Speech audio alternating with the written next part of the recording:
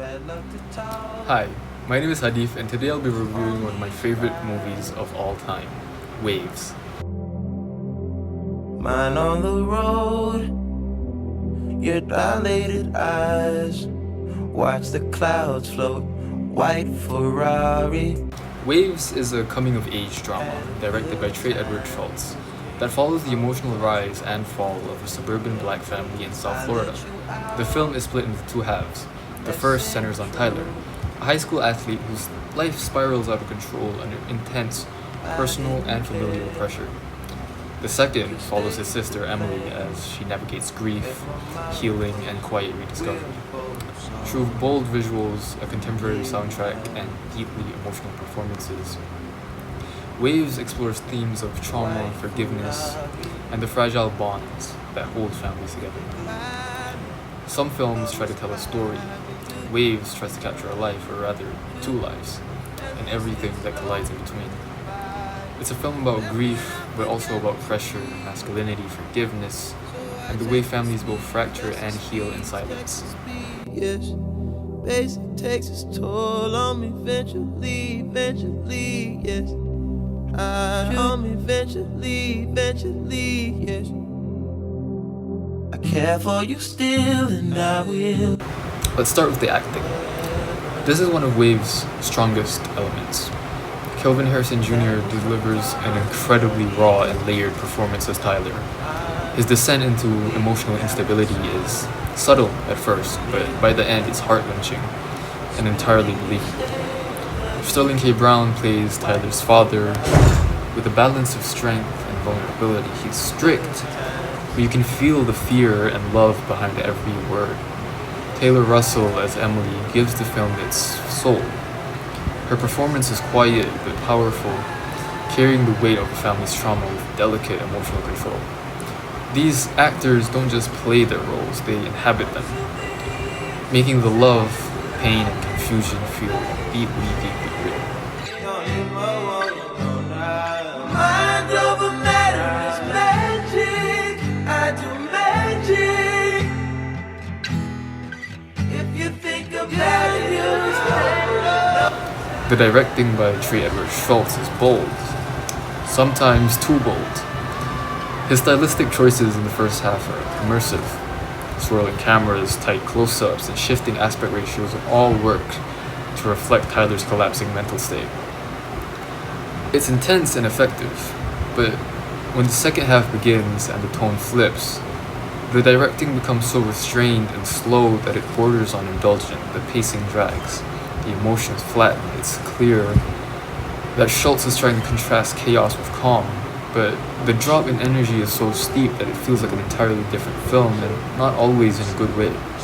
Basic takes its toll on me eventually, yes. On me eventually, yes. I care for you. The set design and locations feel authentic and grounded. Most of the film takes place in suburban Florida. Homes, schools, beaches, places we all know, but Schultz and his production team managed to make these familiar places feel cinematic. Whether it's the warm-toned family home or the cool, isolating environments Emily wanders through, the setting always reinforces the emotional temperature of the scene. There's no flashy production design here. It's minimal and naturalistic, which makes the emotional highs and lows hit much harder. Had a good time. 16, how was I supposed to know anything? I let you out at Central. Now, my favorite part of the film, the audio and soundtrack. Simply put, they're amazing. Instead of using a traditional score, Waves leans heavily on a curated playlist of modern artists like Frank Ocean, Kendrick Lamar, Tame Impala, Radiohead. These songs aren't just background music, they're emotional extensions of the characters. When Tyler is overwhelmed, the music surges. When Emily begins to heal, the tone of the music shifts. The sound design itself, including ambient noise, silence, and natural reverb, also works to reflect the character's internal states. Every beat, drop, and moment of stillness is deliberate. However, the use of licensed music in Waves can teeter on being an emotional crutch. Due to the popularity of the song, sometimes it relies too much on the emotional connections viewers have with the songs themselves rather than the writing. I didn't care to state the plain, kept my mouth closed.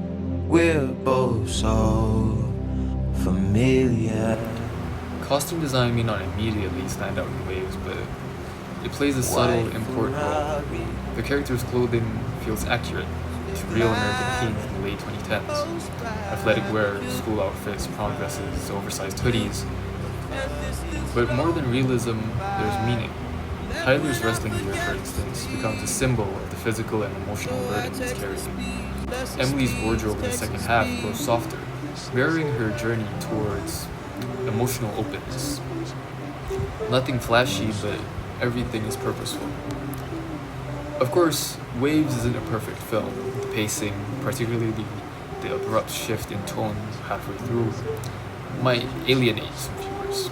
The stylistic techniques, especially the frequent visual and structural experimentation, can feel overwhelming at times. But ultimately, I think that's the point. Waves is about emotional extremes. It throws us into a storm, then brings us to shore. At its core, Waves is a meditation on what remains after something breaks, not just in a character or a family, but in a life. Can we survive what we've done? Can we be forgiven? And just as importantly, can we forgive? It's not an easy watch, but in its ambition, its sensitivity, and its fearless honesty, Waves stands out as one of the most emotionally powerful films of the decade. It reminds us that even the strongest waves crash, but after they do, the ocean is still there. Thank you. That was my part of the deal. Honest, we got so familiar, spending each day of the year